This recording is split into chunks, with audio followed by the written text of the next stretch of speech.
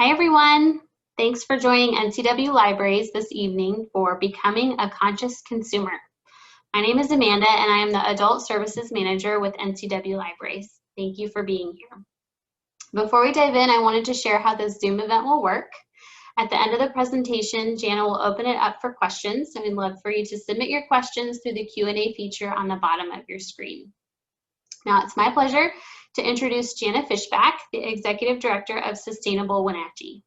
Sustainable Wenatchee is a nonprofit that promotes a culture of environmental stewardship and social sustainability in the Wenatchee Valley. Jana is a Wenatchee native and earned her master's in environmental studies from Evergreen State College. She worked as a sustainability coordinator on the West Side before returning to the Valley in 2016. She co-founded Sustainable Wenatchee a year later. She is passionate about showing how social justice and economic sustainability are both intricately tied to environmental issues. So Jana, thank you so much for being here. Yeah, thanks, Amanda. Hi, everyone. This is Becoming a Conscious Consumer, the high cost of cheap stuff and how to be a better buyer. As Amanda said, I'm Jana Fischback. I'm the Executive Director with Sustainable Wenatchee. Thanks so much for joining us tonight. And I like to start these kind of talks with a quick disclaimer that I am not perfect, so please do not think I'm on some high horse. I am, like everyone else, on a road to becoming a more conscious consumer and more environmentally conscious, and so I'll be offering lots of advice, but please don't think that I am taking all of it myself. I myself am on the journey as well. Some things that kind of overlap with this topic that I won't have time to talk about tonight are looking at the end life of products. And so that is things like zero waste and recycling or food waste and composting. Those are obviously there's a lot of overlap with the things you buy and then what ends up happening to those things, but I won't have time to talk about those tonight. And so hopefully we'll be doing another zero waste talk soon. I did one about a year ago, and so we'll probably be planning on doing that again soon. And then I also think we need to have a food waste and composting class pretty soon, because that seems to be a really a topic that a lot of people are interested in. So hopefully that will come up soon as well. All right, so we will get started. I tried to pick happy, bright colors for tonight's presentation since it's such a cold winter's night. So the first question is, what is a conscious consumer? That's someone who essentially understands that what we buy has a really big effect, not just on our personal health, but on the environment, on society as a whole, and our economy. A conscious consumer considers this impact and actively works to be a more responsible citizen. And I assume, since you're here tonight watching this, that you are probably working towards that. One thing I'd like to say here is that it's not all about what you do. At Sustainable Wenatchee, we really work toward encouraging people to make behavior changes voluntarily. We're not so much focused on the politics or passing bills or anything like that. But there is something to be said of your voting with your dollar can only go so far. And so I will mention later on in the presentation, talking a little bit about that and manufacturer's responsibility here. So tonight we'll be talking about what the problem is with buying so much stuff. I assume if you're at this presentation, you probably already know that there's a big problem with the way we consume as Americans. Of course, we'll go over some solutions, and I'm gonna kind of focus in on three areas: groceries, clothes, and household items. Originally, I had listed electronics in the description for this presentation as well, but in the consideration of time, I'm going to skip that, that topic and just say that when you're buying electronics, obviously getting the most life out of your devices that you can is best, not upgrading every year just to get new features. And if you can, buy a refurbished one is a good option. But other than that, I'm going to leave electronics for a different time. So our problem is a pretty simple one. The stuff we buy is made cheaply, and that's at the expense of our natural resources and of other people. When we talk about natural resources, we're talking about the carbon emissions created from using fossil fuels, wasting resources like water and land, pollution and the toxic chemicals that are used, land changes and deforestation. And then when we're talking about people, it's people who are earning much less than a living wage, not even minimum wage, but way under what is even reasonable for them to live, working in harsh and unsafe working conditions, suffering from sexual harassment at work, exposure to toxic chemicals, and issues with slave labor and child labor. And so, as you know, the things that we buy, we don't think about it when we're at the store or we're online, but there is quite a problem with the things we accumulate. So I'm going to briefly go over some of the problems. I'm going to try to be quick because I know this part is depressing, and I know that you probably know a decent amount already about the problems we're facing, and then we'll get to the good part with the solutions. So this is just a quick picture of the impacts of food. And on the left here, you'll see greenhouse gases. So food accounts for about 1/4 of our global emissions. Next is land use. About half of the habitable land that we use is used for agriculture. About 70% of the water that we use is used for agriculture. And in that gray area, you see industry is 19%. So you can assume a good portion of that is also textiles, which we'll be talking about. For eutrophication, that's essentially polluting water from runoff from agriculture. So the fertilizers and pesticides run off from the fields into the streams and rivers and then go to the ocean. About 80% of that is due to agriculture. And then livestock, this is kind of interesting that the vast majority of the mammals, the biomass on Earth are livestock at 94%. So that just gives a quick glimpse at some of the environmental impacts that our food has. Next, we're going to look at some fashion impacts. And so fashion also has a high carbon footprint. That's especially true now because a lot of the clothes we wear are made from polyester. I've been shocked in doing this research, just kind of noticing my own labels and how many things are made from polyester that you wouldn't have thought of. I think of something that's soft and nice and look at the label and yep, it's mostly polyester. And that's oil. We're essentially wearing plastic. And so obviously there's the issue of extracting those fossil fuels and using them for clothing, but also the synthetic fibers that are then getting into our water and into our drinking water and to our food if you eat fish. Next, for fashion, a big impact is water use. And this is really staggering to understand, but it's partly from growing cotton, which is a really water intensive crop, but also from things like how jeans have to be washed to kind of get that worn look. And so a pair of jeans can use up to, I think it's 5.5 years worth of drinking water in one pair of jeans. So that just goes to show how important it is when we make the decision to buy a pair of jeans, the impact that it can have.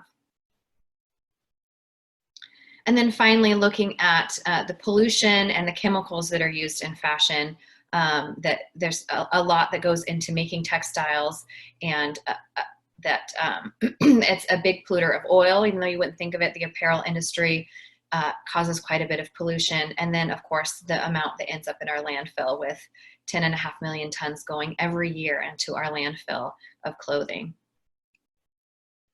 This looks at some of the social impacts. So when we talk about, we're not talking just about the environmental impacts, but the people that make our clothing. This is Rana Plaza, which collapsed in April 2013. I'm sure many of you remember this. And it kind of seems to take a terrible event like this. This was in Bangladesh, where it gets our attention as Americans, because people are living in terrible conditions, working in terrible conditions every day, but it's not till we see something like this where they had drawn attention to cracks in the walls in the building and tried to get management and the owners of the building to realize that this building was in such disrepair. And unfortunately, over 1,000 people died in this tragic incident. And so after that, companies like H&M committed to be better about paying a living wage, and it's been 7 or 8 years now, and it still hasn't really come to fruition with the working conditions getting that much better over the years. Some changes have been made, but a lot of the companies have not kept up to their word to improve it. This says only 4% of the price of a garment goes to the actual women who make them. It's primarily women who make our garments all over the world. But if brands did absorb the cost to pay these workers a true living wage, which would pay for their housing and their food and schooling for their children and a comfortable life, it would only increase the product cost from 1% to 4%. So something that I think as most Americans, we'd be very willing to pay, but for some reason it's not getting to the companies to make that change. And then finally, looking at just general emissions from the things that we buy. Here on the left, you can see This is kind of an average American's carbon footprint. In Washington, it's a little bit different for us. That purple and the gray, home heating and cooling and other energy use would be much smaller because we have the wonderful benefit of hydropower that's clean and carbon free. And so that means that food, transportation, and stuff we buy makes up a bigger portion of the pie since we don't have the carbon footprint from energy, which is great. If you drive an electric car, your transportation piece is even smaller. And so it shows you that the places where we can really make a difference apart from transportation in Washington are the food we eat and the things we buy. Then on the right here is another pie chart kind of illustrating what we buy and where the carbon footprint comes from. And what I gather from this is that there's not a clear villain here. You know, there's healthcare and construction, miscellaneous obviously isn't very helpful. And so reducing what we buy is helpful, but there's not something that really stands out. There's clothing at 5%, so we'll be talking about that, but in general, just household goods and things like that, it's obviously good to reduce to shrink your carbon footprint, but there's not one that really stands out there. All right, so hopefully that gave you a little bit of a glimpse into some of the problems we're facing, both social and environmental problems. And so now we'll talk about solutions. And I'm gonna offer the suggestion that we buy less and we buy more smart, make more smart decisions. So I know a lot of you are probably here because you want to learn tips and tricks so that you can make better decisions when it comes to buying something and you're ready to make a purchase. But I would be really remiss to have this conversation without really pushing to buy less in the first place. And if I leave you with anything, it's not, oh, I want to go shop from that one brand that now I know is really eco-friendly and responsible, or I want to look at this to purchase. It's the takeaway is, do I really need to buy it in the first place? And I'm preaching to myself here because I need to learn this as well. Josh Becker said the most environmentally friendly product is the one you didn't buy. And it's so true. So here I have the hierarchy of needs, and it lists all the other ideal things to do before you decide to make that purchase. And then buy is at the top there. And I would suggest changing that to buy local if you can. That's the best option. So some suggestions on buying less is first kind of identify your triggers. And that's going to really depend on what kind of shopper you are. So if you're an online shopper, that's what I kind of tend to do. Trying to reduce any triggers. Maybe it's deleting apps from your phone. So I no longer have the Amazon app or any shopping apps on my phone. If I'm going to make a purchase, I'm going to log onto my computer and be more mindful of that. It makes it a little bit more difficult when something pops into your mind, oh, I need this. You know, you can't just hop on your phone and order it. Reducing your screen time in general, I think, is good, because a lot of time social media kind of gets at us where maybe it's from other friends, or often it's advertising from companies where things pop up on your feed of ideas to buy different products that you didn't know existed, that you didn't know you needed, but all of a sudden Instagram's making it look really good. That has happened to me just in doing research for this, trying to find responsible brands and eco-friendly brands. I started to like some of them on Instagram, and now I'm being bombarded with all these new great brands, and they are selling good things, and they're being responsible in their sourcing and manufacturing, but it's stuff that I don't need. And so just kind of staying off social media, I think, is a helpful thing for our mental health and for our shopping habits. There are apps and website blockers that you can install if you really need to keep yourself off these websites. But I think just trying to reduce our time is a good suggestion. If you're more of a in-person shopper, some of your triggers might be going to the mall. I don't know if people do that anymore, but don't do that. Or maybe it's just going to Target and sticking to your list, not going unless you really need to, because you know that you'll end up with things that you don't need on that Target trip. So those are some ways to kind of identify things that might trigger you to make purchases that you don't need to. If you're an impulse shopper, maybe imposing some limits where you are going to have to think about it for 2 days before you place that order, you go to the store and look. Maybe you kind of make it fun where you say, for January, I'm only going to buy organic, or I'm only going to buy used clothing, or one article of clothing per month for the year, kind of setting some limits so that you can keep it under control. And then one thing I think is interesting is to be aware of the Diderot effect. And this is a man who lived back in the day, and he wrote encyclopedias, and he didn't have a lot of wealth, but some queen bought his library, and all of a sudden he had all this money. And so he bought himself a nice new red robe. And all of a sudden, everything else he had didn't compare to this beautiful new red robe. And so he had to buy a new rug and buy, you know, all these new things. And it's kind of this idea of one purchase begets another. If you buy one nice thing, then, you know, you get a new couch, but it doesn't match. Now you need curtains and a rug and pillows, and this kind of dominoes effect. So just being aware of that, if you do purchase a new thing, to not let that kind of overtake your purchasing habits. And then finally, I just want to leave you with the question on this page of what could you buy less of, thinking about your life and what makes most sense for you, and could you commit to maybe throughout this year buying less of a certain item, or like I said, imposing some sort of limit where you're going to try to make a game out of it maybe, and really holding yourself accountable for buying less this year. And then next is buying smarter, or buying responsibly. And when I say responsibly, it can mean two things and maybe three. The first is, of course, environmentally, sustainably, eco-friendly, all those terms for being mindful of the ecological effects of what you buy. Those topics could include microplastics, food waste, resource use in making textiles. Those are all things to consider when you're talking about responsibility environmentally. And then ethically it can include both people and animals. Most of the time in this term, we're talking about people. And those are like the garment workers in Bangladesh, all over the world. Our clothes are made in countries all over the world. And agricultural workers, both here and globally. And then thinking about the ethical treatment of animals, if you're buying animal products, and were they raised humanely and slaughtered humanely as well. And then the third one that I'm not going to speak too much to tonight, but I think really overlaps with a lot of this, is personal health.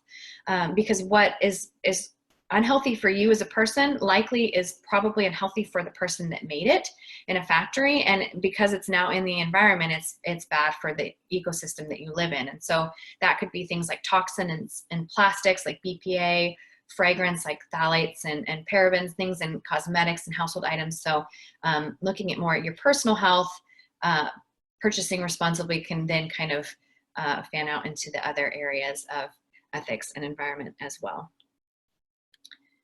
And in terms of buying smarter, being a responsible purchaser, you have to be aware of greenwashing. And so that is when a company advertises something as eco-friendly when it isn't, or just more eco-friendly when it's not that eco-friendly. And this can be as simple as just being a little bit deceptive, making a logo, a green logo, like BP Oil's logo is green, making you think that progress is being made when it probably isn't. Some of these examples I have here are Huggies diapers. These are pure and natural. It even says they're made with some organic cotton, but we all know that disposable diapers are a major problem for waste and, in the landfill, and it's really not a green product. This boxed water, I wanted to share a video today, but in the essence of time, we won't, but it's just hilarious. It's ridiculous how they're trying to market this boxed water as an eco-friendly item. It's kind of, I think, bottled water for hipsters or something, because it's this paper container that is not plastic, true, and it's not aluminum, but in our area, these kind of cartons aren't even recyclable. So you're still having a disposable product that is going to end up in the landfill. But if you're interested, I'd say go to boxedwaterisbetter.com and watch their videos, because it's laughable. And then speaking of water, there's this water bottle here that advertises their smaller cap, so there's less plastic. It's got 20% less plastic in this. And so you can be green, which, is kind of a ridiculous claim for a water bottle company. So those are some things to watch out for.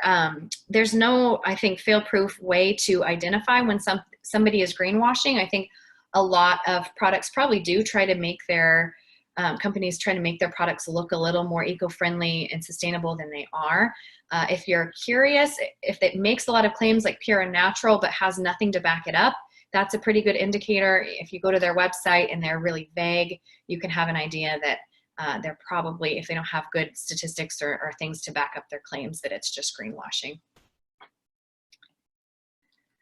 And then in talking about buying responsibly, I'll talk quickly about shopping online, because I know this is a popular question of which is worse, buying in stores, buying online at a brick and mortar store, or buying online. And in my research, I've actually found it to be kind of a wash. Some studies found that online was better, some found that in person was better, and I think it really depends on the shopper and the habits and the product. So this is looking at the purchase of a toy in an urban area.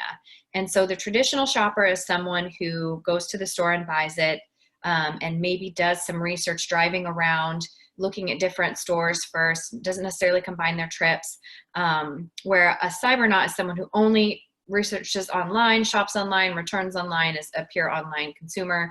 And then the cybernaut impatient is someone who wants that fast shipping, so that maybe the 2-day Amazon shipping or something like that. So you can see with the traditional shopper, the majority of the carbon footprint is customer transportation, so driving yourself to and from the store, with just the top portion, that green portion, being packaging. So to try to improve upon that, if you like traditional shopping better, would be to combine your trips, and try to do all of your errands at once. Try to buy as many things as you can, plan ahead, make a list so you don't have to do a bunch of trips within a week, and watch out for what I call the target effect of going in and you only needed 3 things, but you leave with a cart full of things, because Target's so good at capturing our eye with different products that we didn't intend to buy. If you're an online shopper, obviously you can see the huge piece here is packaging for a traditional online shopper. And so there's not a lot you can do about that unless you choose to buy from companies that are really mindful about their packaging, and make sure that you do recycle that or compost that if you can. And so that will shrink that carbon footprint a little bit. And then looking at the freight transportation is increased for someone who wants that quicker shipping. So choosing the slowest shipping, remembering that even if it's free through Amazon Prime, it's not really free, and it doesn't change the carbon footprint. It's still, in 2 days, it's having to be rushed to get there. And so it does have a higher carbon footprint. So choosing the slower shipping is always better. Also being aware, thinking about the social impact of the warehouse conditions of people that work in places like fulfillment centers for Amazon. I used to think that if I could combine all of my Amazon shopping into one box, I was, doing a service so that it was just one box and just one trip. And then I watched some newscast about how these poor Amazon workers are, walking all over Kingdom Come in these huge warehouses to put all of my random items in one box. And so it's not the best solution there. So to make better choices with shopping online, there are a few things you can do. There's browser extensions you can add if you use Chrome, like Done Good and EcoCart. I haven't personally used either of these. I discovered these in some of my research for this presentation, but Done Good is a website that kind of verifies all of these different products and companies, and you get a discount shopping through their website, or you can add their browser extension. And then EcoCart is interesting. It's an extension you add, and it will make your purchases carbon neutral. And I think that's because they've partnered with different brands. And so it's not for every purchase you make online, but I think they said over 200 brands, where I think it ends up that the brand pays for to neutralize your carbon emissions from that purchase. So I'm not sure if that's a good choice or not, but that looked like an interesting new thing that maybe might be available to us in the future. And then Etsy is a great website. If you haven't used that before, it's all handmade items. There's sellers that make a whole range of things that are handmade. I've bought quite a few things on Etsy over the years, and they as a business just offset all of the carbon emissions, and that's at no cost to the seller or the buyer. So you can often find eco-friendly items at Etsy, but then feel good that you're not having a carbon emission because Etsy has paid to offset those there. All right, so now we're going to get into the 3 topics that I'm going to kind of focus in on tonight. So the first one is groceries. And here's a picture from the farmer's market that we long for this kind of great produce in the middle of summer now that we're in the cold of winter. So some tips on trying to be a more responsible consumer when it comes to buying groceries. A spoiler is that for each of these categories, I'm going to suggest you buy less. And for food, that means to try to prevent waste. And so buying only what your family needs, being really mindful of what you already have in the pantry or in the fridge and not buying too much, not shopping at Costco if you're a small family that can't get through it in time. And then, you know, using those products that you buy, putting them front and center in your fridge so that you can use them up before they go bad. Buying local is always better, of course, and in season when you can. That can be kind of difficult this time of year. And so when you are buying something that you know isn't local, but you want to buy some fresh food, trying to avoid stuff that traveled by air if you can.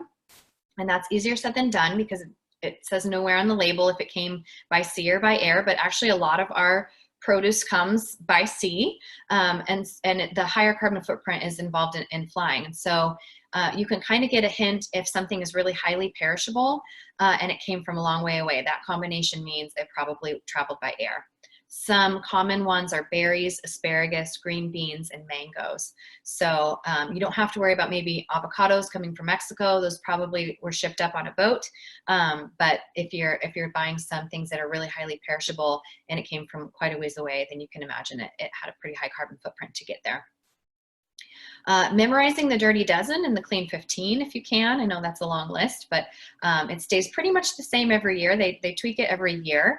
You'll see on the Dirty Dozen, there's quite a bit of tree fruit. So even buying locally, when you buy nectarines, apples, peaches, cherries, pears, you're still going to want to try to buy organic if you can, because those Dirty Dozen indicate produce that uses quite a bit of pesticides out of necessity for the type of food it is.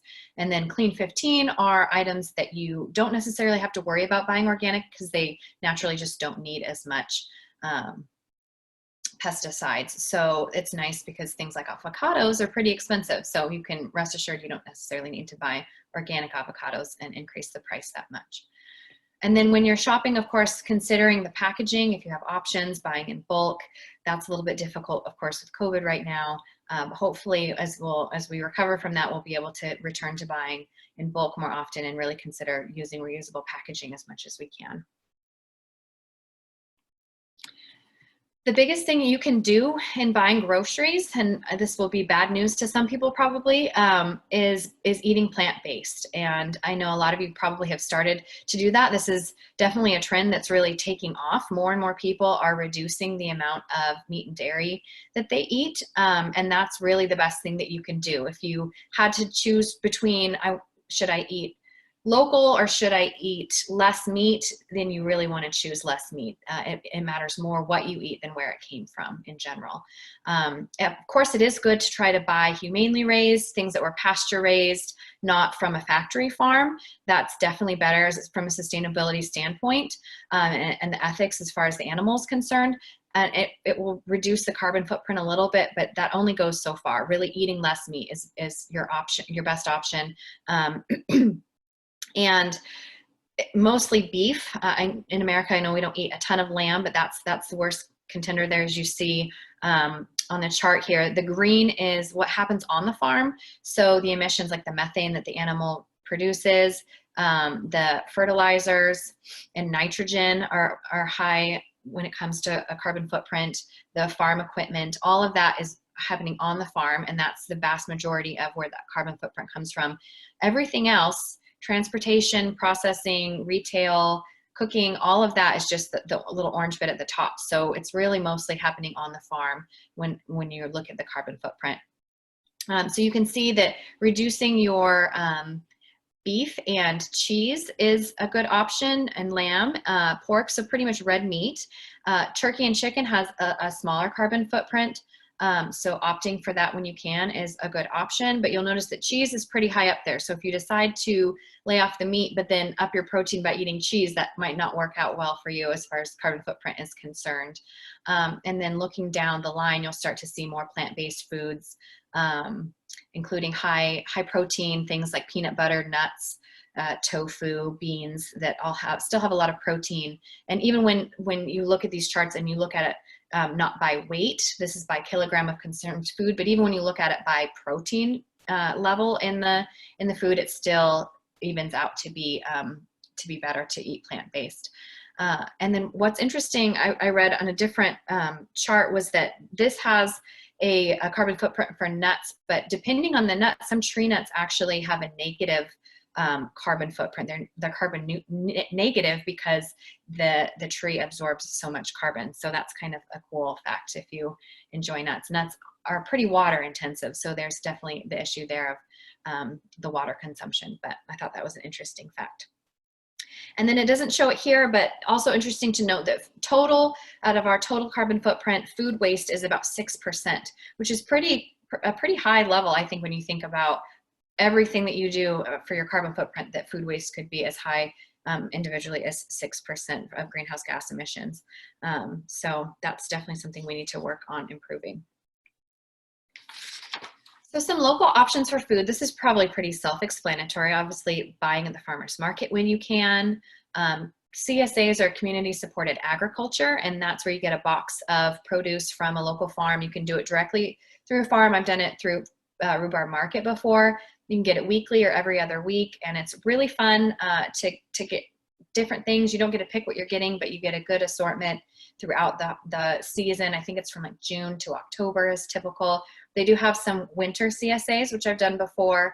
You get some interesting root vegetables you maybe haven't cooked with a lot before, but summer CSAs are so wonderful to be able to support local farmers and have a fresh amount of food coming in every week or every other week. And like I said, you can do that. There's some local farms that do it directly, or you can sign up through Rhubarb Market. If you haven't been to Rhubarb Market, I highly recommend it. We love it at Sustainable Wenatchee. Sandy there has a great assortment of all kinds of great local produce, lots of organic. It's about as local as you can get.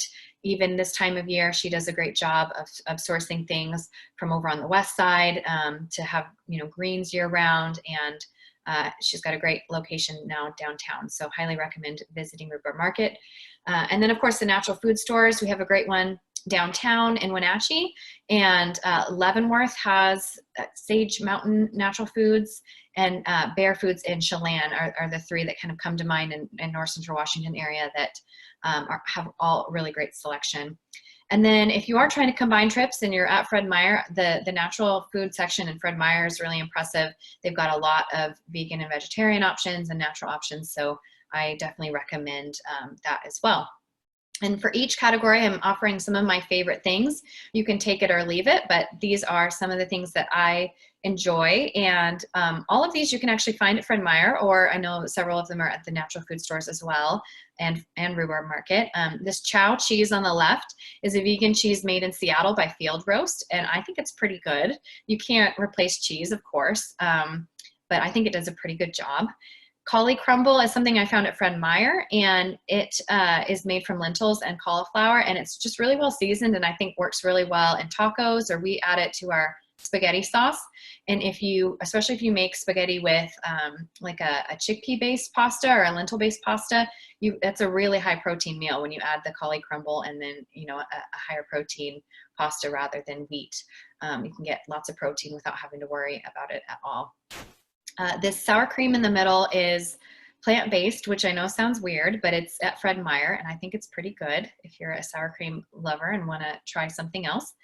The soy rizo is soy chorizo. I first found that at a Trader Joe's, but you can find it locally in this brand at natural food stores, and I believe it's at Fred Meyer as well. And it's really good. We mix a half of a package with 2 cans of refried beans, and that is a really high protein thing to add to tacos or burritos.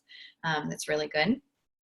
And then Miyoko's is a great brand of dairy-free dairy type items. She makes a great butter and has cheese, like shredded cheese and different kinds of products, and you can find those at Rhubarb Market, and I believe maybe at Fred Meyer as well. So those are some of my favorite things, if you're interested, that you can find locally that will reduce your carbon footprint. And then I've listed a few different research tools. So when you're out shopping, things to look for, you'll of course recognize USDA organic, and anything that's organic certified through the USDA is also GMO and hormone free.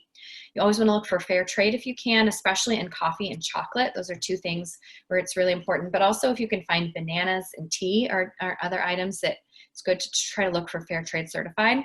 There's a couple different organizations that certified for fair trade. There's Fair Trade USA and Fair Trade International, and they're not all equal. Some are more stringent than others. If you're interested, you can kind of look into that more. But I think anything with a fair trade certification means that they're doing their part. If you're buying animal products, try to look for certified humane or animal welfare approved is even above certified humane. Looking at wine, and I think beer as well, is something called salmon certified. And I know that Hard Row to Hoe is a winery up in Manson, and they are salmon certified. So that's a good local organic wine if you're interested in an eco-friendly wine that's local. And then there's certified sustainable palm oil. And this one's tricky because palm oil is in so many products, food products and cosmetics. And it regularly doesn't say palm oil in the ingredients. It has some other sciencey name. So it's hard to kind of boycott palm oil, but it's really bad for deforestation in tropical areas and loss of habitat for wild animals. And so if you can try to find things that have certified sustainable palm oil, that's a great bonus. As I think I mentioned in the greenwashing portion, you can ignore different things that have no basis. So if it says pasture raised or free range or 100% natural, if there's no way to back those up. So those are just claims that they're making that aren't necessarily, that's not certified. So you can ignore those. And for more information, there's the Environmental Working Group. They have a great website with a database and a healthy living app that you can download and look up different products. And now we're on to close. So this was really fun for me to do the research. I just read a book called The Conscious Closet, and I found it really interesting. And I think I want to do a whole presentation on just fashion. And I'm not into fashion, but it's really interesting and fascinating what goes into making our clothes and what's being done about it and the progress that's being made. And so a lot of what I derive from here is from that book, and I highly recommend it. I'll list several books at the end of the presentation that I recommend and enjoy. But in the book, she mentions, it's written by Elizabeth Klein, and she mentions that there's different types of people when it comes to fashion. There's the minimalist, the traditionalist, and the style seeker. And so it kind of depends where you fall on that spectrum with what you're going to be interested in. I would kind of consider myself more of a minimalist. And so something like a capsule wardrobe is really appealing to me because I'm not trying to make a statement. I'm not interested in new trends. I just kind of want classic things. I'm kind of boring. And so if that's you, then a capsule wardrobe could be a really great idea. So it's the idea that you have just a lot of basic pieces that are really easy to mix and match. And they don't have to be boring. They can be bright colors or fun things. But the idea is that they all go together really well. They're high quality, that will last and last from season to season. And you can kind of mix and match. And I like that you just don't have to worry about it. You know, you have all these things that go together and you're ready to go. So if that interests you, then you can research capsule wardrobes. That's a really popular topic right now. If you get on Pinterest or something, you'll find lots of ideas for each of the seasons of the year. Shopping resale is a great way to be sustainable.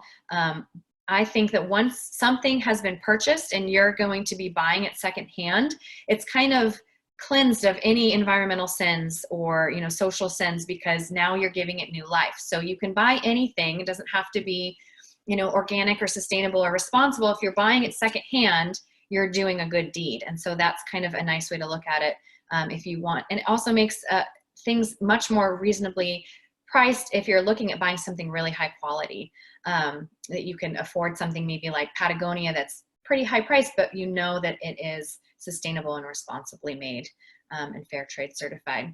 So besides going to thrift stores, which is not really something I'm into, I know some people love doing that, there's some great new apps and websites that you can use to buy used online.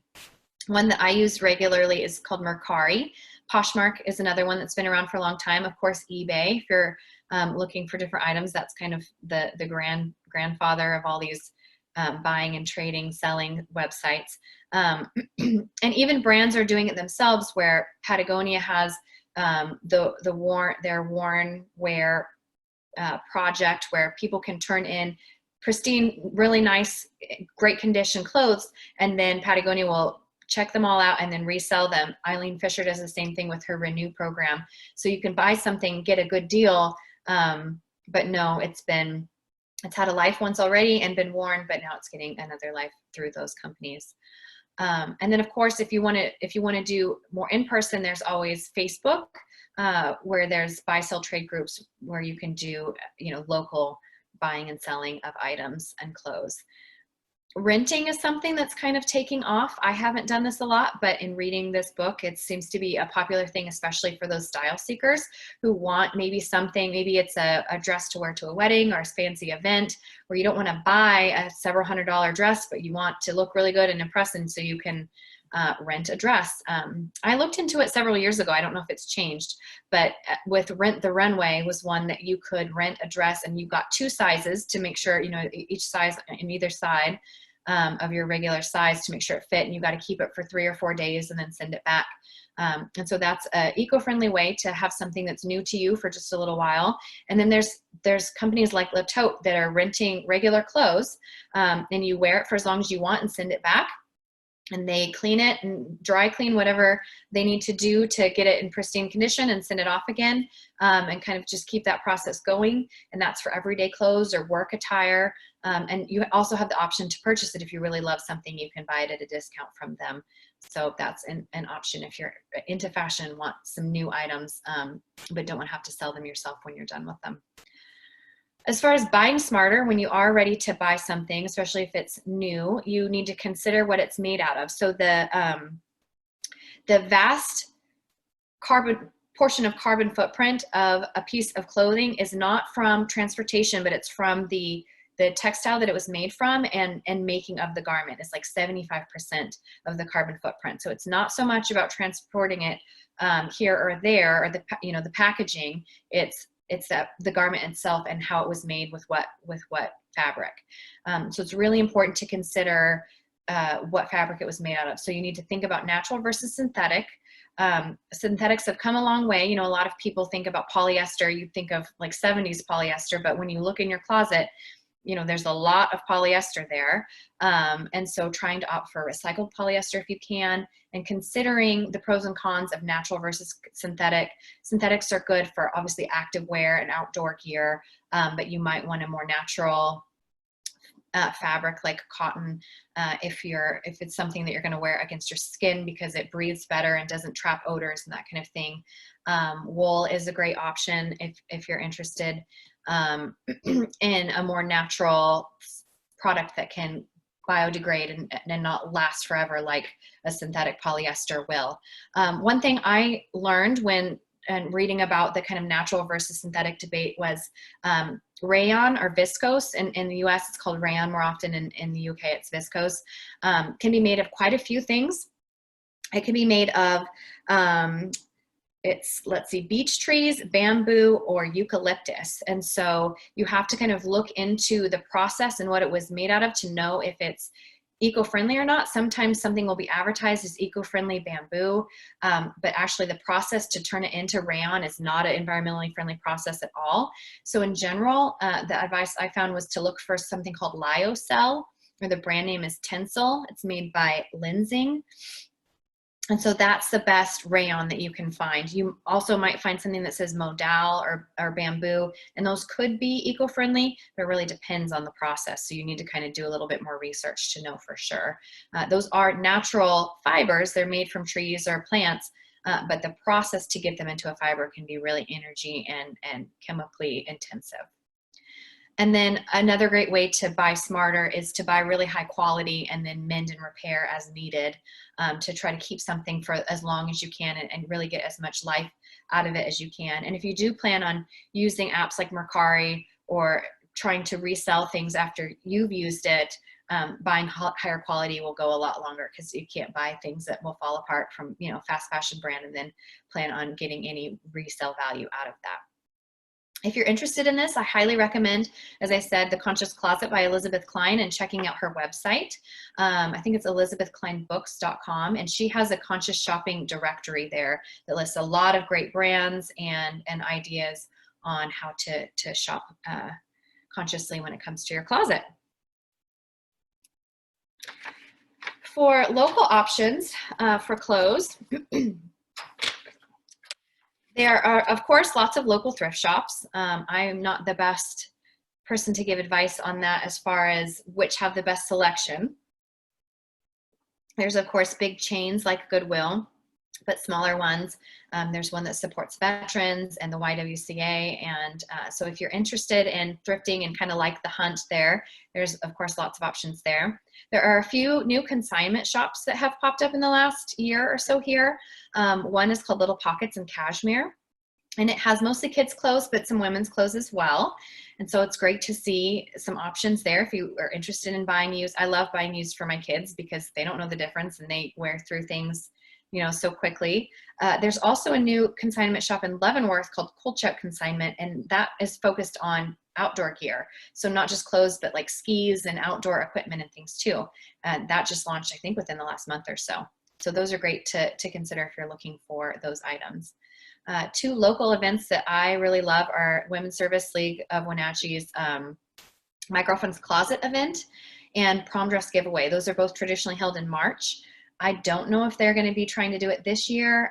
They had to cancel last year, of course, because of COVID, but it's traditionally held in about mid-March, with My Girlfriend's Closet being the one week, and then Prom Dress Giveaway the week after. And My Girlfriend's Closet is great because they sort it out so well. You can find designer items. They have it all. It's kind of like shopping in a real store. In the past, they've had it in the old Hastings building.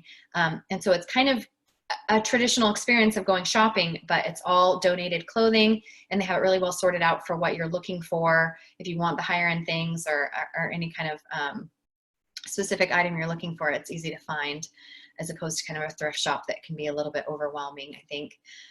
And that's all donated clothes, and all of that goes to, all of the money raised goes to their mission of supporting homelessness in Wenatchee, which is great.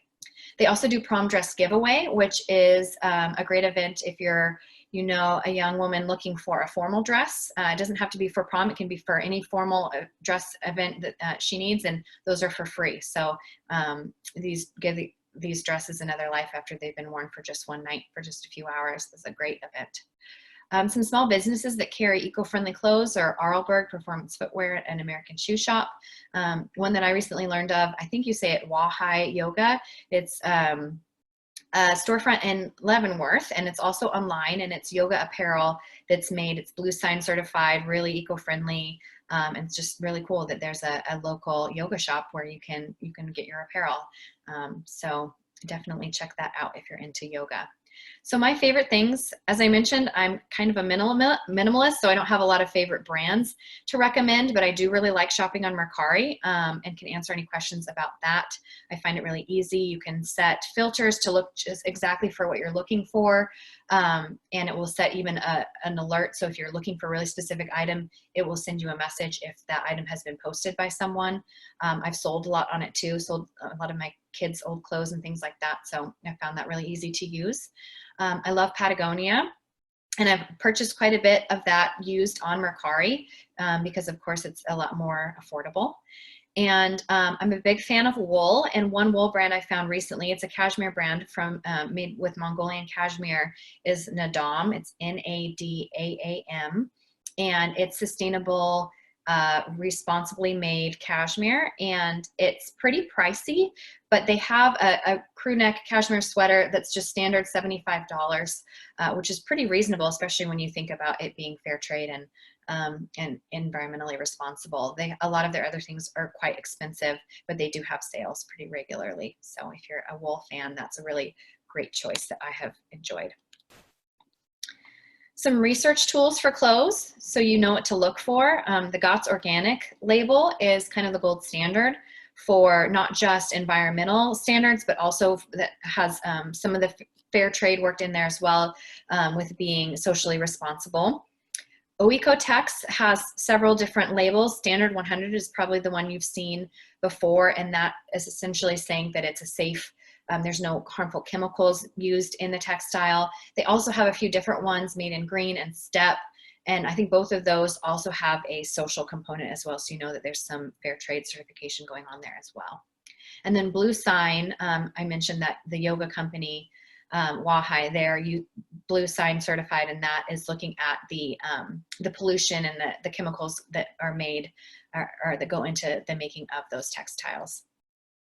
Apps and websites to look for are Good On You. That Good On You rates different companies, so you can kind of understand where they fall. They've got a ranking system as far as both sustainable, for environmentally and socially sustainable, and Done Good is a website I mentioned before, I think, that has some good options there. And moving on to household items. So this is kind of the catch-all category, so I won't get super specific, but it's talking about, you know, thinking about cleaning supplies, toilet paper, cosmetics, household goods like bedding and towels, kids' toys, office supplies, kind of all the everyday stuff that you find yourself buying when you're at the store, apart from clothes and food. So again, trying to buy less, trying to evaluate whether you really need it or not. This kind of overlaps quite a bit, this section, with some things I say when I do a zero waste talk, which is often kind of going back to the olden days and thinking about how our grandmothers used to do without all of these disposable options, looking more for reusable, sturdy, you know, heirloom quality things that will last rather than all of the disposable options that are out there. Getting creative if you're a crafty person, repurposing items, and noticing the packaging items if you have an option there, choosing the more sustainable packaging. And then opting, when you're talking about like cleaning supplies, opting for things that are more concentrated over diluted products. One of the things I really like are these Drops laundry pods that come in a totally recyclable cardboard container, so you don't have to get the big, you know, jug of laundry detergent that's not, you can't recycle it because it's not going to be sorted out in the facility. And so having something come in cardboard is definitely preferred, and it's not diluted. You're not paying for a liquid product that's quite a bit of water. Some options for household items include looking to borrow from neighbors or use your Facebook Buy Nothing page if you're a part of that. All areas have a Buy Nothing page just for their your local area. So within Wenatchee, even there's different areas that you can join so that you can ask your neighbors if you can borrow something or get something for nothing. I think of like tools, if you have, you know, rather than buying a power tools, like the example is a drill, a power drill. They say, I think it's like 18 minutes or something that it gets used in its life. Borrowing something like that from a neighbor rather than buying your own. I love the idea of tool libraries and hope that someday maybe Wenatchee would get one. I know Met How Recycles has one up in Twist where you can borrow things like power tools rather than everyone having their own. Of course, looking at local thrift shops and consignment stores. Stores like Simply Unique downtown is a great place where you can find refurbished furniture. We bought a really nice antique dresser there and painted it for our daughter, and it's just really high quality, you know, like furniture used to be, not like it's made now. Looking at natural food stores for different products for cleaners and household supplies, and places like Rhubarb Market have a few things there. Of course, looking at your local vendors, whether that's at Pybus, at downtown shops, the farmers market, or looking at their online stores. Some local vendors don't have a storefront, but have the ability to purchase things online. If you haven't been to Jubilee Global Gifts in Leavenworth, that's a great place to shop for household items and gifts, and it's all fair trade there, and it supports a local nonprofit, Upper Valley Mend, so that's a really fun store. And then there's more and more mainstream brands that are having a natural line, or you can find a natural brand in a mainstream store. So thinking like Safeway and Fred Meyer both have natural lines, or you can find 7th generation products pretty much anywhere now. So those are good things to opt for if you're looking for home products. Some of my favorite things on the left there, that's my favorite shampoo bar. You can find locally made shampoo bars at like Salt Creek Apothecary downtown, or in the Bubblery up in Leavenworth. But this one's my favorite shampoo bar. It's great because you don't have to throw away or recycle a shampoo bottle later. Then next is these facial rounds are made by Marley's Monsters, and that's one of my favorite zero waste brands. It's kind of local. It's from Eugene, Oregon, and she makes a lot of great zero waste products like unpaper towels to replace your paper towels with cloth ones, paper napkins or cloth napkins, cloth wipes, all sorts of different zero waste things to replace your disposable paper products. Stasher bags are the silicone sandwich bag you see there. We have a lot of those and use them every day. They're great for storing food and different items for kids and all sorts of things. I love sparkling water, so we have a soda stream with the glass carafe there so that we can make our own sparkling water at home without having to buy LaCroix, which we still do sometimes, but this helps put a dent in that. This leaf razor is something I bought about a year ago and have been pretty happy with in using a zero waste razor. So you can recycle the blades there. You save them up and then you can recycle them in a metal recycler. So that's a zero waste option compared to the plastic cartridges that we're also used to. And then BioClean is a company that makes natural cleaning products that I really like. They're concentrated and they always come in 1 or 2 plastics, so they're easy to recycle, and they're just really eco-friendly and a great American-made company, and you can find that at places like Fred Meyer or natural food stores. Okay, research tools for household items. So again, there's a whole long list of certifications you can look for. Something that's B Corp certified is always a really good sign. That's a really high quality certification. Fair trade when you can find it. Cradle to cradle, again, all of the different certifications for fabrics and textiles. If you're buying something that is wood or paper, looking for Forest Stewardship Council certified, FSC. The Environmental Working Group has their own verification system, and you can find that on their website. And then Cruelty Free International, to know that it wasn't tested on animals, is always a good thing.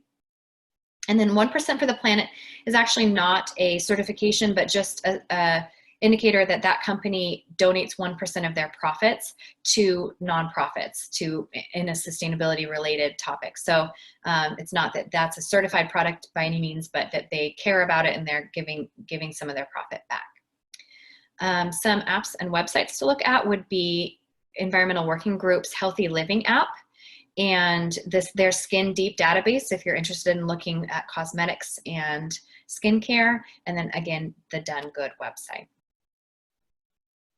And so I mentioned at the beginning that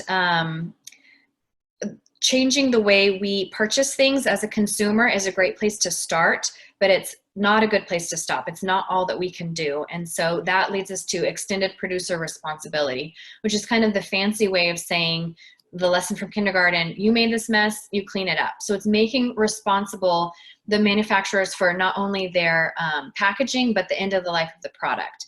So asking them to design packaging that truly can be recycled in our area, not putting a number 7 plastic that's not accepted anywhere, and asking them to fund that, the recycling of that packaging, and also the end of the life management of a product. So when your product is no longer good, it's not up to the consumer to figure out what to do with it, but the producer of that product takes it back and deals with it.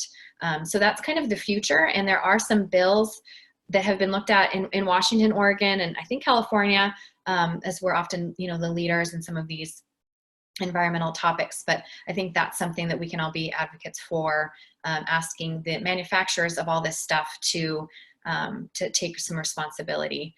Annie Leonard, who does Story of Stuff and Story of Change, she said, the solutions we really need are not for sale at the supermarket. We can't buy our way out of the waste and the issues of overusing resources. We really have to look at the whole life cycle of something. So now, these are a few of the books that I have read or used to kind of research this presentation, and recommend them. If you're more of a documentary type of a person and don't want to take the time to read these books, instead of Fashionopolis, Overdressed, or The Conscious Closet, all of which address the fast fashion industry's effect on the environment and the social implications, you could watch the True Cost movie. We screened that movie about a year ago with the museum, and it's not any longer on Netflix, but you can rent it on their website for $6. So that's called The True Cost, and it's really impactful. I highly recommend it if you haven't seen it. If you're interested in kind of reducing your carbon footprint through your diet, eating animals, Kiss the Ground, Diet for Hot Planet are all good ones. And the movie Cowspiracy is a good one. With any documentaries, I think more so than books, you have to take it with a grain of salt because documentaries are, of course, so biased. But I think that there's a lot of truth within Cowspiracy, even if some of it's a little bit exaggerated. And then there's a new movie, new documentary on Netflix called Kiss the Ground, based off of this book. And that's narrated by Woody Harrelson, and it's a really good one about regenerative agriculture, and I highly recommend that as well. So with that, I will wrap it up, and we will open it up for some questions. Awesome. Thank you, Jana, so much. This has been really informative. It looks like we've gotten a couple questions through the Q&A box. So if you have additional questions, please feel free to post in there. The first one is, could you talk about any stores in Wenatchee that sell in bulk? This person just moved here and hasn't been to many stores yet. Yeah. I haven't been to a lot of stores lately. And I think that some bulk places have been closed where they've kind of closed it off during COVID. But for the long term, I know that Fred Meyer right by the natural food section has a decent bulk area. I know Wenatchee Natural Foods has a really good, in the very back, they have a lot of bulk products with a really good selection there. So I would recommend that one. And then Winco isn't open yet, but in past Wincos I've been to, they've had a really good bulk section. So I'm hoping that they will as well. Yeah. But yeah, natural food stores and Fred Meyer, the two that kind of come to mind. Awesome. The next question is, with clothes that are rented, what's the impact from the clothing that's dry cleaned so often and the increasing need for that service? That's a really good question. In the book, if I remember right, when it was talking about these rental services, they do consider that, and I think use, I'm trying to think of the one where she interviewed him, and they do use a green dry cleaning process where they're careful with what chemicals they use. Again, the vast majority of a garment's carbon footprint comes from making the garment, not from the cleaning of it or the transportation or anything like that. And so I think if it keeps you from buying something new, it's still worth it, but definitely it's something to consider because there are a lot of costs with traditional dry cleaning that it's not an eco-friendly process at all. It's a good point. Yeah. And then we had another question come through from Margaret that we might have to do some research on, Margaret. She's asking about the northern half of the NCW library service area. We know we have folks tuning in from all over our 5 counties this evening, and she's just wanting to know about any good recyclers, thrift stores, food stores, etc., north of Wenatchee, up in Ferry County or in Okanagan. So Margaret, we'll do some research on that and try to provide some information about those places. But if anybody is familiar with any of those places, please put them in the Q&A or the chat, and we can gather that information. Yeah, I know Met House Recycles and TWISP is a great nonprofit that does a lot of recycling there. They have a lot of cool programs and do great work. I'd say that, most, even smaller communities, I'm surprised most places have a natural food store. But yeah, I can't speak to specifics of up north. Yeah, that's great. And then someone else asked if it was possible to send us the slides or a short list of the information we have in the slides. And I wanted to share that the recording of this program will be on our Facebook page, and we can link that to our website as well, so that you can find all the slides there. And then we have a note from Claudia saying, this is not a question, but the company Ibex sells wool clothing. It's an online store that sends out their materials with sustainable packaging. So she just wanted to share that. So that's a great tip. Yeah. So I think that'll wrap us up for this evening. Jana, thank you so much for joining us today, and we look forward to partnering again in the future to continue learning about these things. Yeah, thanks so much for having me. I did want to say we've got a program coming up next. It starts next Tuesday. It's a discussion group And so we're meeting virtually every other Tuesday for it's 6 sessions, so it'll be for 12 weeks. And you purchase this book. It's called A Different Way, and the topic is about living more sustainably, more simply, kind of a minimalism topic. And so I think it should be really interesting. This is the second time we've done a discussion group like this. So you purchase the book for $15, and then we meet every other Tuesday virtually via Zoom. So you can learn more about that on our website if you're interested. Great. And that's sustainablewenatchee.org, is that right? Yes.